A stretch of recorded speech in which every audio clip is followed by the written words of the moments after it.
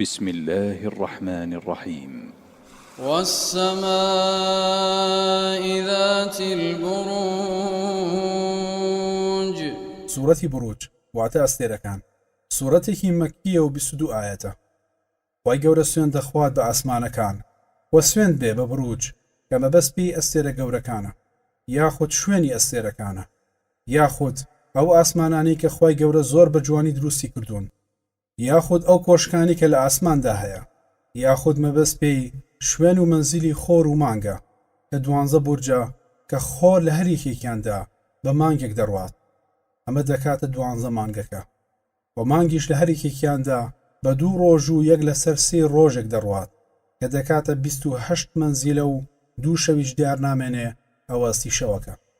واليوم الموعود وشاهد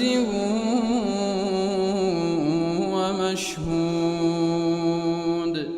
وخوای گەورە سوێن دەخوات بە ڕۆژی بەڵێن و وعد پێدراو کە بریتێ لە ڕۆژی قیامەت و سوێن دەخوات بە شایەت و شایەت لەسەر دراو. شایەتەکە چەند تەفسیرێکی بۆ کراوە، لەوانە شایەت مەبەست پێی ڕۆژی جومعەیە یاخود مەبەستی پێی ئادەمی زادە کە ئێمە خۆمان شایەتی لەسەر خۆمان دەدەین یاخود مەبەست پێی پێغەمبەری خوایە صلی الله علیه وسلم کە شایەتی دەدات لەسەر خەڵکی یاخود مەبەست خوای گەورەیە کە شایەتە بەسەر هەمومانەوە و وتراوە ڕۆژی عەرەفەیە یاخود وتراوە ڕۆژی جەژنی قوربانە. ئەم تەفسیرانە کراوە بۆ شاهید. مەشهودەکە دەوترێت مەبەست پێی ڕۆژی عەرەفەیە، زیاتر ڕۆژی عەرەفە باس کراوە لەگەڵ ڕۆژی قیامەتدا. پێغەمبەری خوا صلی الله علیه وسلم خۆی تەفسیری دەکات و دەفەرمێت اليوم الموعود ڕۆژی قیامەتە وشاهد ڕۆژی جومعەیە ومەشهود ڕۆژی عەرەفەیە و چەند تەفسیرێکی تریشی بۆ کراوە.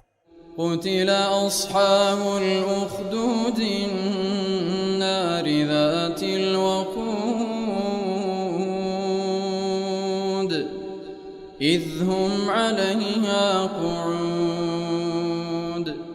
بەسەرهاتی هاوڵانی چاڵەکە واتە نەفرەتیان لێبێت. ئەصحاب الأخدود ئەوانەی کە چاڵەکەیان هەڵکەند و ئاگرێکی گەورەیان تیادا کردەوە،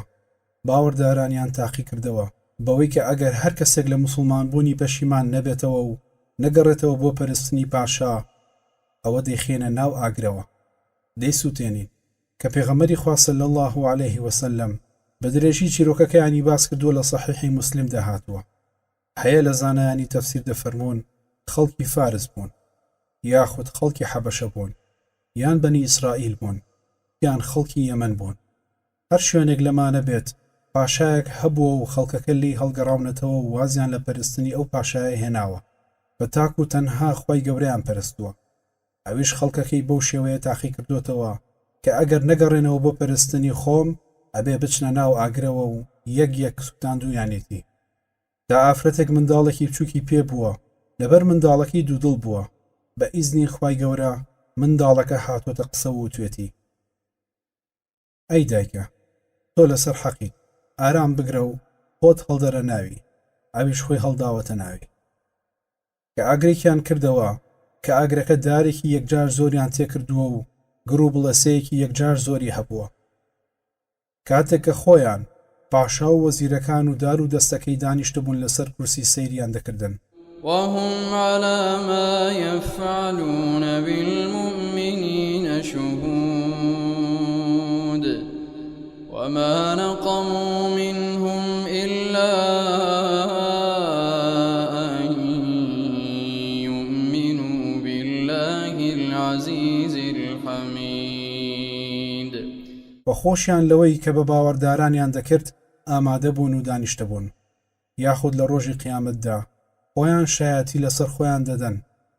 و دەست و پێ و ئەندامەکانی تری لەشیان شایەتیان لەسەر دەدەن کە ئەمانە بەناحەق ئەو موسڵمانانیان سوتاندووە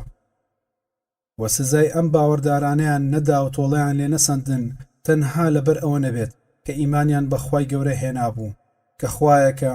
زۆر بە عیززەتە و زۆر حەمد و سوپاس کراوە لە هەموو حاڵەتێکدا. الذي له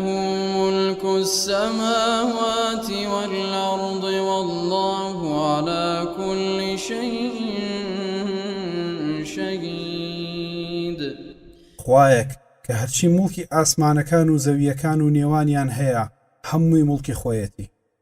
وەخوای گەورە شاهیدە بەسەر هەموو شتێکەوە ئاگادارە و هیچ شتێک لە خوای گەورە ناشادرێتەوە واتە کاتێک کە ئێوە وا لە باوەڕداران دەکەن خوای گەورە ئاگای لێتانە ئەمە هەڕەشەیەکی سەختە بۆ ئەو کەسانی کە باوەڕدارانیان سوتاند بۆ بەڵێنیشە بۆ باوەڕداران کە خوای گەورە ئاگای لێتانە وا نەزانن کە خوای گەورە بێ ئاگایە لەوەی کە ئێوە چیتان لێ دەکرێت چاوەڕوانی پاداشتی خوای گەورە بن لە بەهشتا إن الذين فتنوا المؤمنين والمؤمنات ثم لم يتوبوا فلهم عذاب جهنم ولهم عذاب الحريق خوای گەورە بانگی کافران دەکات بۆ تەوبەکردن ئەو کەسانی کە باوەڕدارانیان تاقی کردە و سوتاندیانن بە ئاگر و پاشان تەوبەشیان نەکرد و پەشیمان نەبوونەوە لەو کارەیان کە باوەڕدارانیان سوتاند وتیان یان ئەبێت بگەڕێنەوە بۆ پەرستنی پاشا یان ئەوە تا دەتان سوتێنین هەڵبژاردەیەکی تریان پێ نەدان پاشان تەوبەیان نەکرد حەسەنی بەسری دەفەرمێت تەماشای ئەم کەڕەم و جوود و ڕەحم و بەزەیی و ڕێزەی خوای گەورە بکەن ئەوان دۆستانی خوای گەورە دەسوتێنن بە ئاگر خوای گەورە بانگیان دەکات و دەفەرمێت وەرن تەوبە بکەن بۆ ئەوەی لێتان خۆش بم بەڵام ئەوان تەوبەیان نەکرد ئەمانە ئاگری دۆزەخیان بۆ هەیە لە ناو دۆزەخدا خوای گەورە تۆڵەیان لێت دەسەنێت و بە ئاگری دۆزەخ دەیان سوتێنێ سەرەڕای ئەوەی سزایەکی سوتێنەری تریشیان بۆ هەیە لەبەر ئەوەی سزای خوای گەورە هاوشێوەی کردەوەی مرۆڤە لە دنیا ئەمان باوەڕدارانیان سوتاند خوای گەورە لە ڕۆژی قیامەت لە ئاگری جەهەنەمدا دەیان سوتێنێ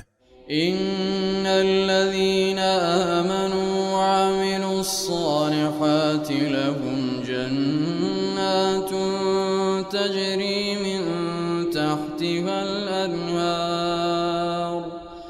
ذلك الفوز الكبير بەدڵنیایی ئەو کەسانی کە ئیمانیان هێناوە و کردەوەی چاکیان کردووە وەکو ئەم باوەڕدارانە ئەمانە خوای گەورە دەیان خاتە بەهەشتەوە کە پڕە لە باخ و باخات و جۆگە لە ئاو بەژێر دار و خانوەکانیاندا دەڕوات خوای گەورە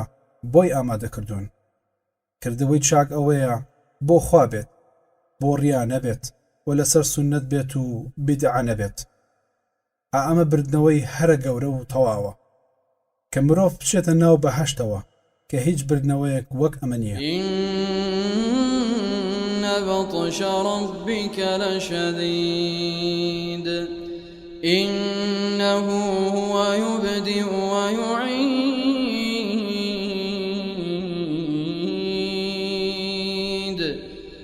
بەڕاستی تۆڵەسەندنەوەی پەروەردگارت زۆر سەخت و قورسە بۆ ئەو کەسانی کە سەرپێچی فەرمانی خوای گەورە دەکەن و هەر خوای گەورە سەرەتا دروستکراوەکان دروست دەکات و دواتریش لە ڕۆژی قیامەت سەر لە نوێ دروستیان دەکاتەوە لە پاش مردن و دەیانگەڕێنێتەوە چۆن سەرەتا دروستی کردوون وهو الغفور الودود ذو العرش المجيد فعال لما يريد وەخوای گەورە زۆر لێخۆش بووە بۆ تاوانی بەندەکانی هەر کەسێک تاوانی کردەوە بکات و بۆ لای خۆی گەورە بگەڕێتەوە و پەشیمان بێتەوە و دەست لەو تاوانە هەڵگرێت و عەزیمەتی هەبێت نەگەڕێتەوە سەری ئەوە خوای گەورە زۆر لێخۆش بووە و لە تاوانەکانیان دەبورێت و خۆشەویستی زۆری هەیە بۆ بەندە گوێڕایاڵەکانی و دۆستانی خۆی